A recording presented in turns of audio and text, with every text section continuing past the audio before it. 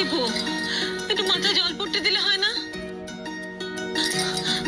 হাতটা পাটাও বোধহয় ঠান্ডা, একটু ডলে দে না লীনা। ধুর মা, ভাইয়া না এগুলো সব নাটক করছে, আর তোকে সায়েন্স ফেয়ারে না যেতে হয়। মা দেখো না, তুমি এই লীনাকে নিয়ে যাও, আমি আর কথা বলতে ভালো লাগছে না, আমার মাথা ব্যথা করছে, প্লিজ। আবার মাথা যন্ত্রণা করছে? হে দীপু, বাড়াবাড়ি কিছু হবে না তো? আমি ঠাকুরজিকে একবার ডাকি। না না,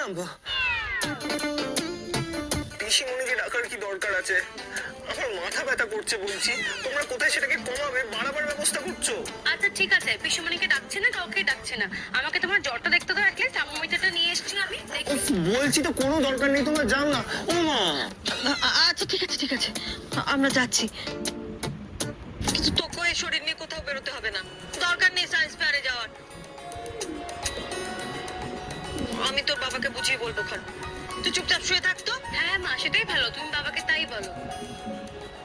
ভাইয়া এটা নিয়ে তুমি আর ভেবো না, বিশ্রাম নাও, শরীরটাও ঠিক হয়ে যাবে। ব্যাস আর কি, এবার উঠে পড়, আর ভালুকের জ্বর দেখাস না। লীনা, তুই যাবি নাকি? মা, তুমি ওকে যেতে বলো না, আমি ওকে সহ্য করতে পারছি না। আমাকে তাড়িয়ে দিচ্ছিস দিয়ে, কিন্তু আরেকজনও আসছে পিসুমণি।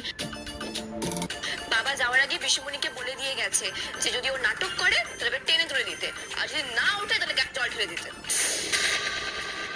আর ইউ সিরিয়াস? 100%। এই জন্য তো আমি তোকে বলছি যে উঠে পড় আর আমাদের সব সত্যিটা বল, তাহলে আমরা একটু বাঁচাতে পারি তোকে।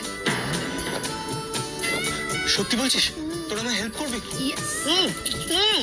চুপ, একদম চুপ, একদম চুপ করে বসো।